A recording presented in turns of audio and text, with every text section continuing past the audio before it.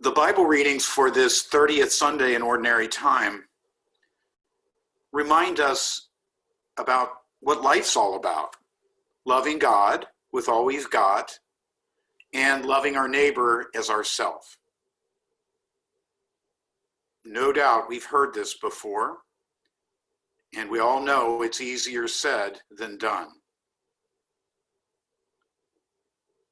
So as we reflect this day, what erodes or weakens our loving God with all we've got and our neighbors ourselves?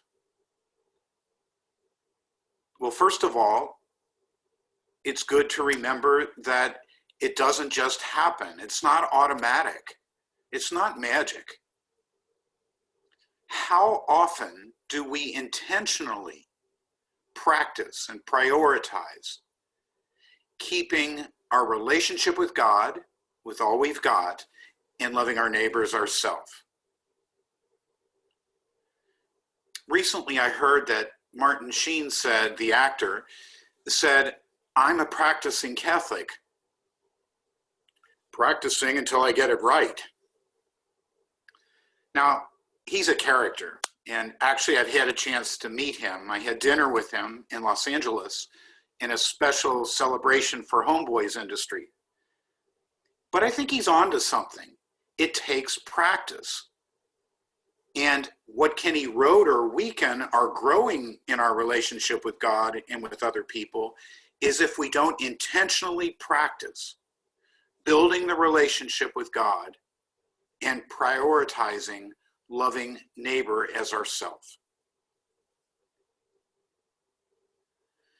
Another factor which can erode this loving God with all we've got and our neighbors ourselves is an underlying American individualism.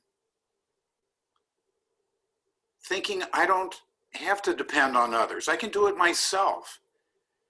It's a version of I'll save myself by pulling up my own bootstraps.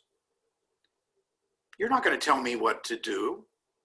And we see this manifest in all kinds of ways, but one of the ways perhaps is in masks or not.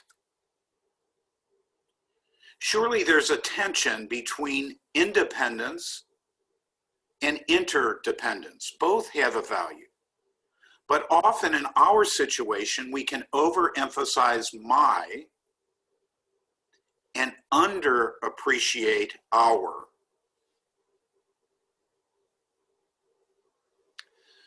Often these days, these exceptional circumstances through which we're living, I find more than a few trying to give others what they don't have.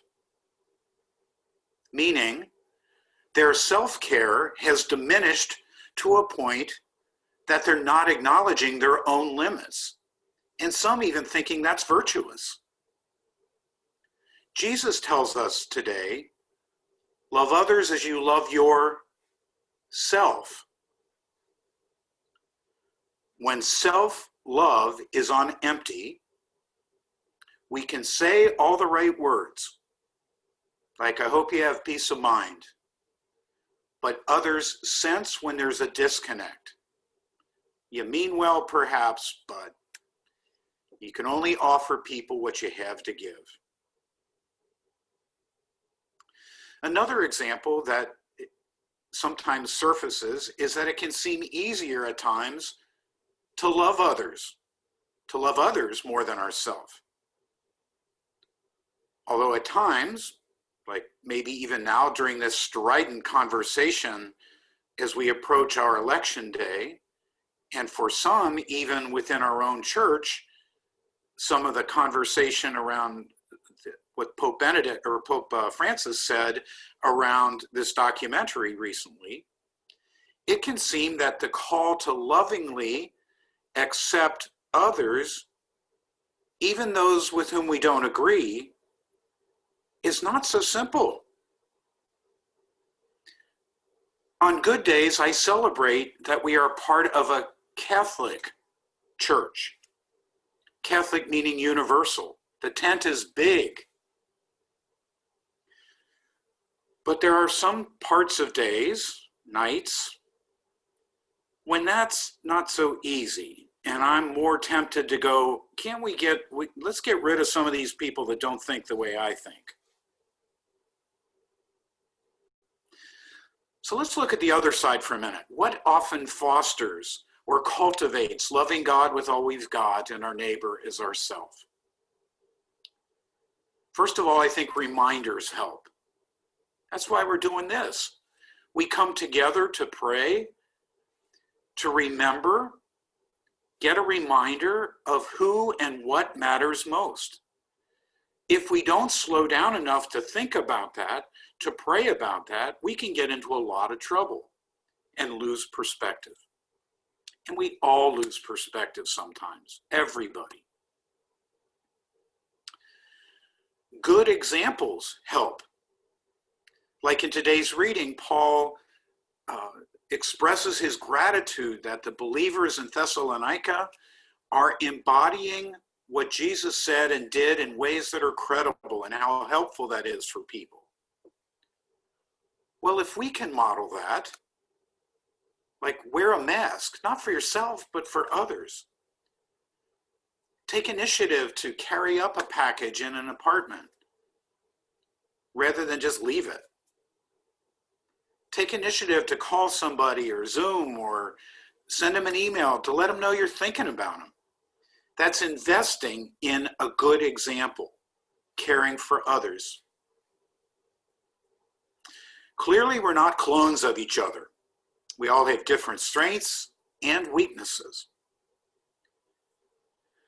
So it's easy to get passive and let the one thing that's driving me nuts about this person dictate the tone of the whole relationship.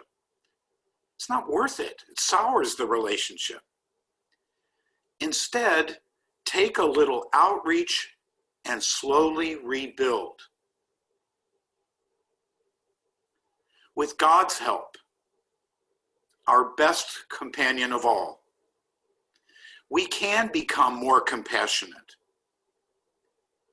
Loving God and loving neighbor as self can develop and deepen through the months and years. Start today, right now. Like, what would it look like right now for you to love God with all you've got and your neighbor as yourself?